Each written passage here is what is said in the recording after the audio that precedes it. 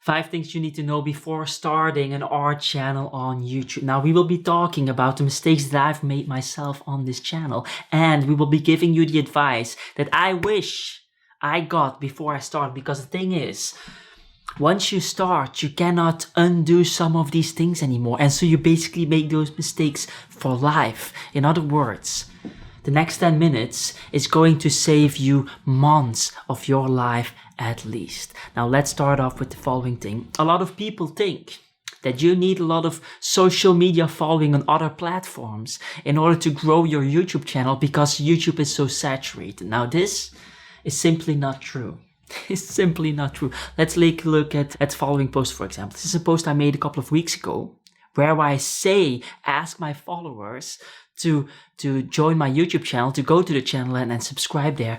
This post got hundreds of thousands of views. It got over 70,000 likes, a lot of comments, and guess how many people during that time frame of like 2 days followed me on YouTube?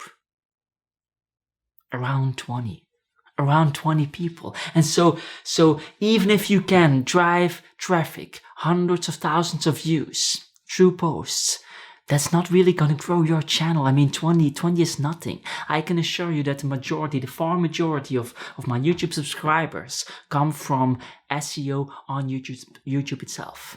The far majority. And so let's talk about keyword research as a second one right from the bat, because this is probably going to be the most important aspect. Keyword research is very, very important. Probably the most important thing. Why? Because it's the most important type of traffic. When you compare it, for example, to advertisements have a particular short lifespan. After a couple of weeks, you have to make a new ad because the current ad doesn't have the same power anymore. Same with Instagram or TikTok or Facebook. Those posts don't last that long. If you have a very good post, you might at max have some traffic generating mechanism for 1 or 2 months max, but most of them are just a couple of hours. When on YouTube, if you rank for particular search terms, in the worst case scenario, you will probably rank for them for 2 years. In the best case scenario, perhaps 10, 20, 30, 40 years or more. And so that's very, very, very powerful. If you, for example, look at this screenshot over here, that is a search term, selling art online with 8,100 searches a month. I rank on that search term with 3 of my videos. And so that's powerful. Why? Because that people will be searching for that as long as sales, art, and online exists, which is basically probably going to be a long time. And all of those videos also rank on other search terms. And so this is very important. The lifespan of the traffic that you generate will be much, much, much longer. And so it's a long-term perspective. It has exponential growth, which is really powerful. Plus, it's also leveraging your time. You don't have to do anything for those videos anymore. Once they rank, they rank. You did like these are free employees, as a matter of speaking, you know. And so that's very important. Now, on the other screenshot that you see right now, you see TubeBuddy, a TubeBuddy screenshot. Now, what you see here is that according to TubeBuddy, 70,000 people search on this search term a month. Of course, that's not true at all. That's just simply not true. And so I know that a lot of YouTubers are recommending people to use TubeBuddy and vidIQ and all of these things. But the truth is that the search volume is one of the most important metrics that these things can show you. And it's completely wrong when it comes to that metric. Where did I get 8,100 searches a month from? From Google. From Google, who owns YouTube, from within the Google Ads dashboards. And so that is 100% accurate, and 70,000 is far away from 8,100. And so you have to be very careful for those things. When YouTubers are recommending TubeBuddy, a lot of times they have affiliate programs connected with those software companies that enable them to get a decent profit from that. And so take that with a grain of salt, which means that you have to take my words also with a grain of salt, because I too have a affiliate program running with TubeBuddy. Now, obviously I would recommend them because I literally use them every single second I spend time on YouTube. And the best part of the whole thing is that in the free version, you already get benefits even though you don't make any videos or post any videos on YouTube. If you sign up with TubeBuddy, you will see a sidebar next to your YouTube window that gives you analytics about the video that you're watching. And so you will literally see why that video is performing so well and learn from that. And so you can start learning why videos are performing so well, the ones that you watch, way before you start your YouTube channel. And so that's ideally for people who think about starting a YouTube channel. They can already sign up, already download through the link in my bio, obviously, and use it and learn way before they start and have that advantage over other ones that don't do that. And so I would highly recommend it. Very, very powerful, but not to know the search volume on keywords. Don't use it for that. Anyway, so there's one more thing that I want to cover. A very powerful way to do SEO on YouTube. Probably one of the most powerful ways for people who start their art channel. The most powerful thing that is generating at this moment the majority of my traffic is, or the most powerful tactic is going towards other YouTube channels that are fairly small, approximately your size, and then looking at which videos that are performing extremely well for them. In that, when you see a video performing extremely well, let's say it's a channel with 1,000 subscribers and they have a video with 20, 30, 40, 50k views, that is a video that is performing very, very well.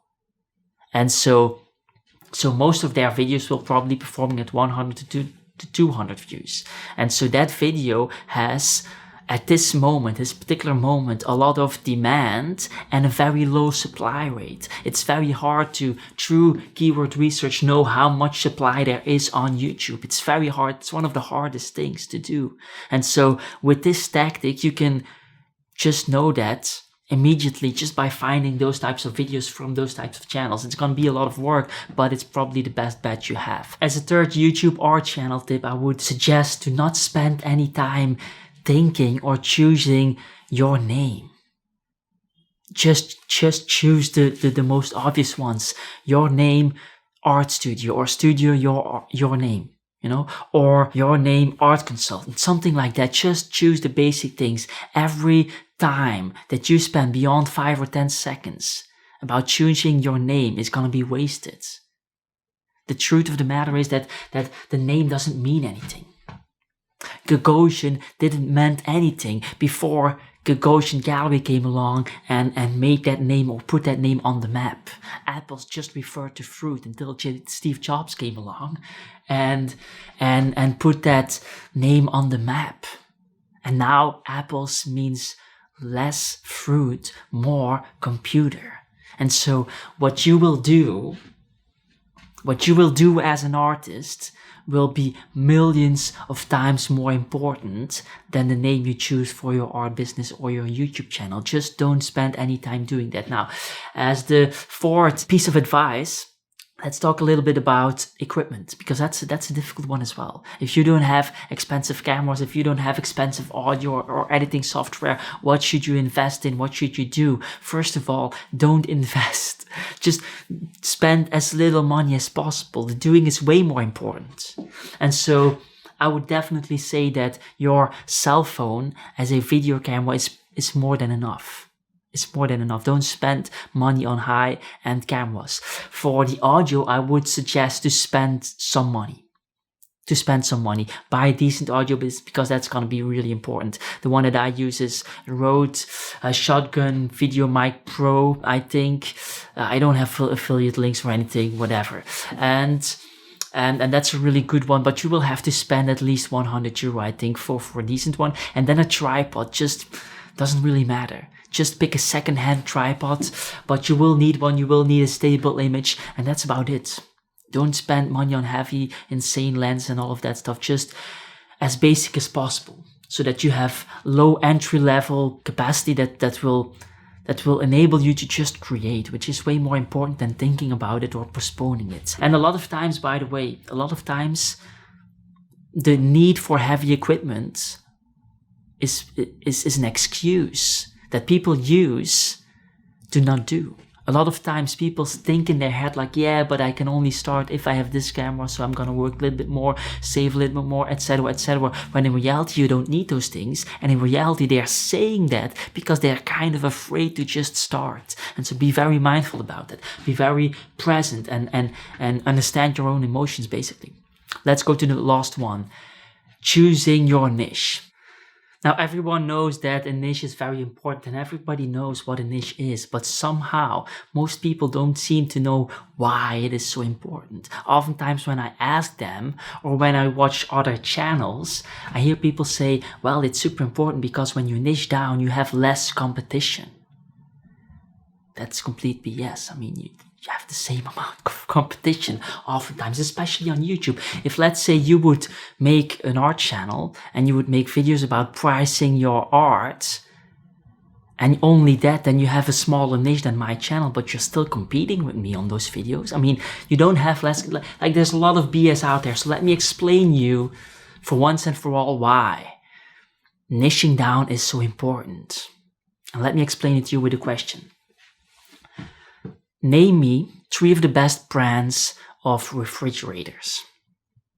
You can take some time, you can pause this video or not pause it at all. The point being is the fact that you can come up with like 2-3 names max.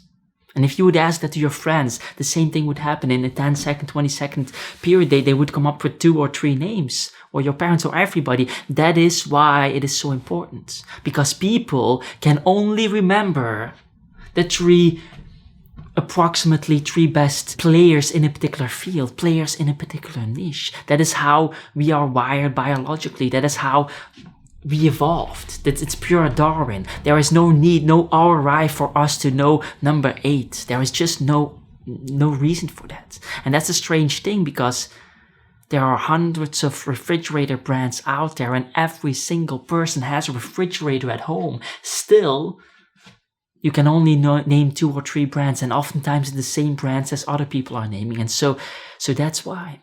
That's why. We only remember the experts of a particular niche. And so when you want to build a brand, connection, relationship, then you have to go for a niche. If you want people to recommend, well, this channel is very good on those things, face to face with their friends, then you have to go for a niche. If you want to build that personal brand out, a niche is going to be very, very important. And so it's pure biology. Now, when choosing a niche, and this is also very important, especially in the beginning, all the way in the beginning, don't make the mistake to choose the niche yourself, but let the market decide. Let the market decide for you. The market already knows where there is a lot of demand and very low supply. And so again, back to the keyword research thing, watch other YouTube channels, see what works for them in the same, like YouTube channels in the same area. So if you're a beginner, YouTube channels not larger than 5K subscribers, watch which videos are performing very well. And then out of those videos, pick what you want to focus on in the beginning. That's going to help you tremendously. That's going to say that tip alone is going to save you months of your life with your art YouTube journey. So yeah. Now there's one thing left for you to do. And that is to save this video so that you can watch it later when you're actually starting your art channel on YouTube. And if you like this video, make sure to comment because nobody really cares about likes at all. And so that's basically it. This was our beginner's guide to YouTube for artists. My name is Dries Ketels. And make sure to watch this keyword research video. That's going to be really cool after this video. And I hope to see you soon, on the internet, on YouTube. Ciao, ciao.